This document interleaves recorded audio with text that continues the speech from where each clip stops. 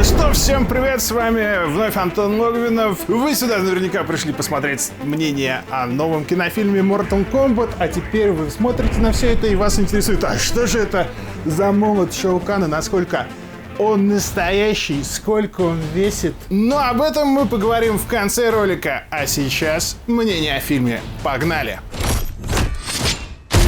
Мой отряд был уничтожен за считанные секунды.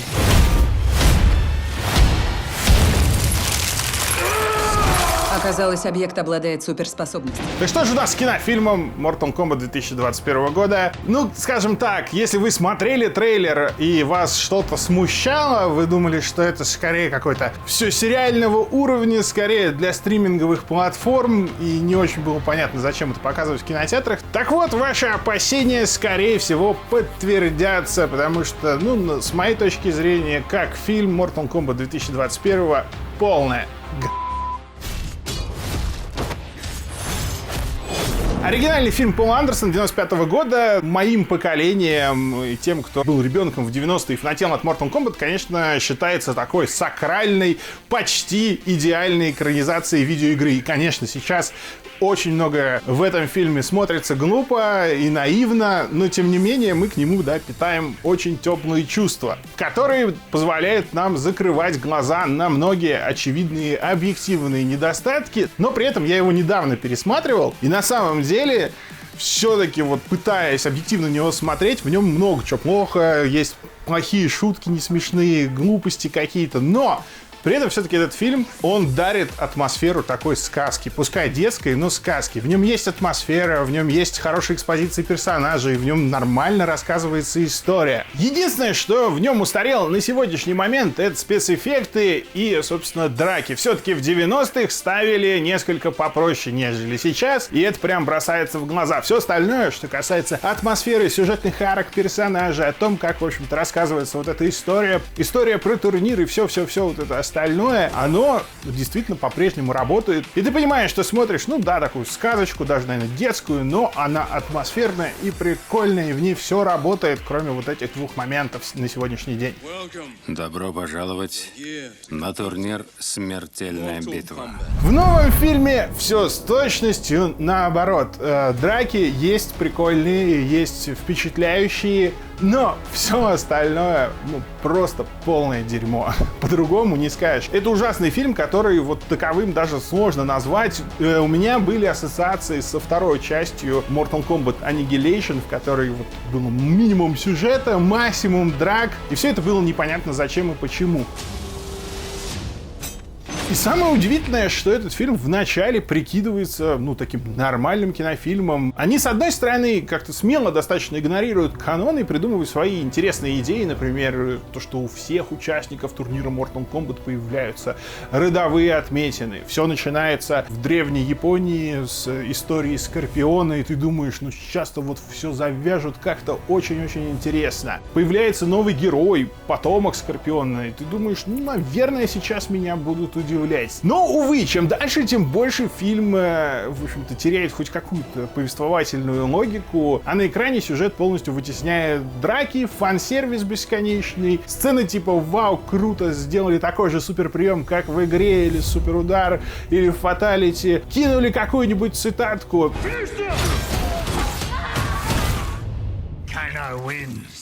И вы знаете, главная такая проблема, то, что ты понимаешь, что сегодня это все уже не нужно и не работает. То есть авторы голливудских фильмов, они привыкли, что если они экранизируют комикс или видеоигру, вот надо максимум фан-сервиса воткнуть и прочее. И дело вот в том, что такие среднебюджетные фильмы, каким является Mortal Kombat, все равно в них съемки, графика находятся, на таком уровне, так они выглядят, что, в принципе, похожи на современные видеоигры. И самое смешное, что во многом начинают уже уступать им. И в случае с Mortal Kombat вот это прям очевидно. Mortal Kombat 11 намного более кинематографичный, там более круто поставленные драки, там эпичные махачи идут, там герои постоянно что-то исполняют. Шуток и отсылок там тоже вагон, потому что, франшиза тянется с 90-х, поэтому они уже играют на ностальгии. Там это прям насыщенно с креативом, еще даже с духом приключенческого кино, чего в этом фильме вообще нет. Как заканчивается хорошее такое вступление про Скорпиона, начинается полная дичь и противоречие не то что канону, а собственной логике повествования. Авторы зачем-то долго рассказывают про вот этот турнир великих бойцов, которые определяют судьбу Земли, защищают ее от вторжения внешнего мира, что вот 9 раз они этот турнир уже проиграли, остался только 10-й из 10, самый важный, если проиграют вражеские силы, вторгнутся в земное царство. Все вот это зачем-то вываливается на зрителя, при том, что самого турнира в фильме нет.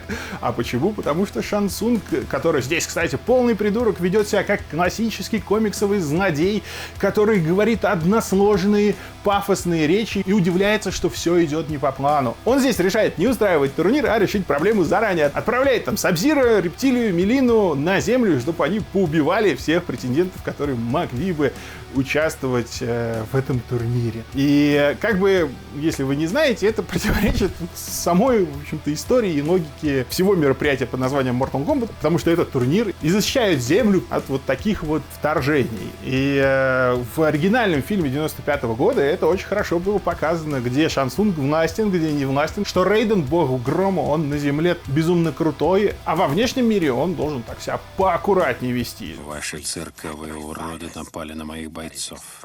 Как известно вашему императору, перед турниром это строжайше запрещено.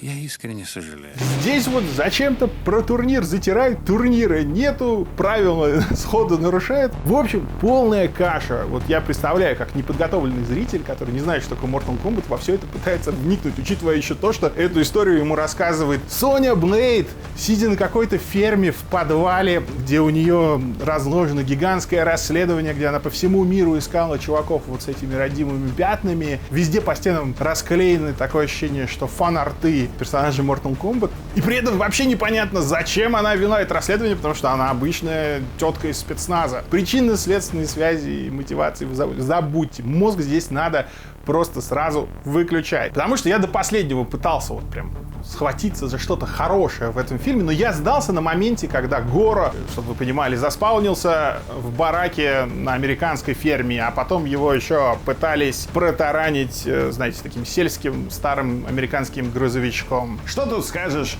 Горо против грузовика — смертельная битва, которую мы заслужили. Но если этого вам мало в качестве примера, знаете, как у Джакса появляются кибернетические руки, а они как его приносят в древний храм, там что-то монахи вокруг него прыгают, в следующем кадре он уже идет с руками, а потом эти руки почему-то начинают трансформироваться в более большие руки. Да блин, даже в Annihilation показывали, что там Джакс, да, он попал на фабрику, где сектора Сайрекса собирали, и там он эти руки завладел. Короче, блин, все очень плохо.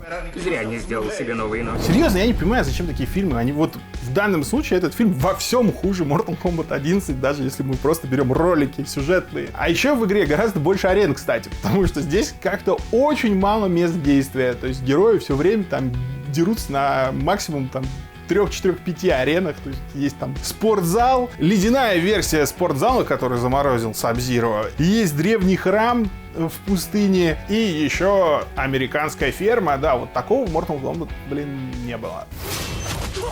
Я Сабзиро. Ну, кстати, еще и диалоги в этом фильме просто шикарные. Да, если вы думали, что да пойду посмотрю на крутые драки, нет, друзья, придется терпеть еще очень много сопливых, скучных, никуда не ведущих диалогов. То есть, по сути, в фильме реально очень мало событий, есть несколько драк, и все пространство между ними заполнено какими-то совершенно скучными соплями. При том, что в старом фильме диалогов было вроде бы немного, но каждый из них пытался что-то рассказать про вселенную. Там были сюжетные арки персонажей. Здесь же желание только побыстрее промотать эту лабуду до следующей драки.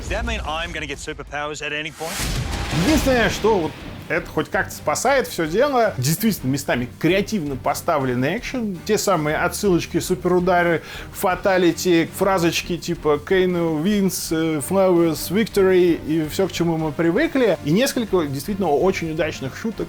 Большинство из них, кстати, к Кейну относится. Он там сражается с Лью Кэнгом, тот ему делает одну подножку, вторую, третью. Кейн ему говорит: ты что, других приемов, что ли, не знаешь? Это, конечно, попадание 10 из 10 по всем, кто играл в первый Mortal Kombat 2. Cute. Real cute. Let's see, try that again.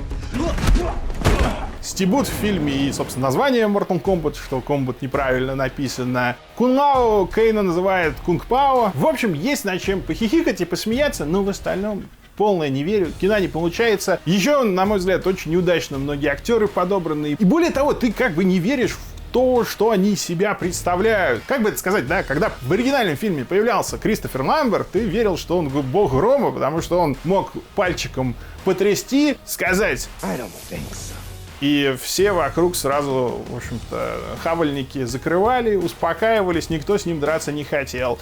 Здесь же Рейден появляется, постоянно сверкает молниями из глаз, но как выглядел каким-то лохом, так и продолжает выглядеть. И вот так практически со всеми героями. Нет между ними никакой настоящей химии, ты в них просто не веришь в их конфликты. Реально, этот фильм меня заставляет восторгаться фильмом 95-го года, который на самом деле не гениальный, он просто, хороший, да, как бы. И ты, когда начинаешь сравнивать, понимаешь, что все, небо и земля.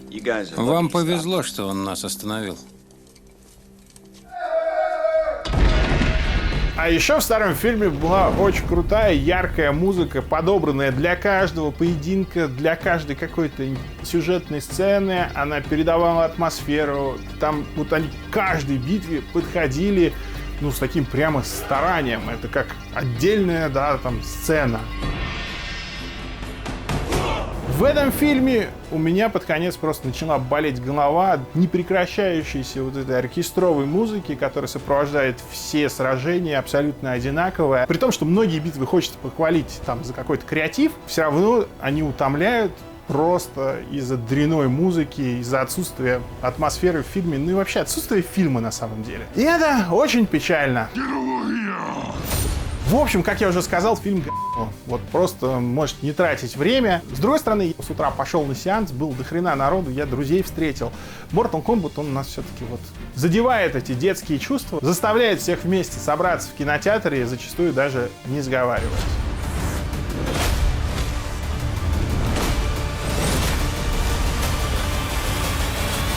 Ну а теперь, как и обещал, расскажу про настоящий молот Шао Кана. Вы, наверное, гадаете, думаете, откуда у меня он, сколько он весит, действительно ли он настоящий, такой тяжелый. Поэтому прямо сейчас небольшая нарезочка людей, которые пытались его поднять. Серьезно? Это молот Тора или что это?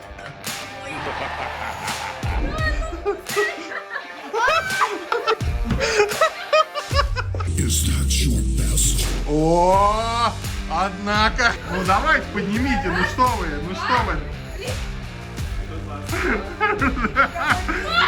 It's official. You suck. Вот чуть-чуть достоин. Weak, pathetic fool. Это похоже на чеснок? А, это мясо отбивать. Смотри, вот эти штучки, это для того, чтобы отбивать мясо. Я достойна. Нет. Надо целиком. You suck. Давай, Worthless and weak. You suck.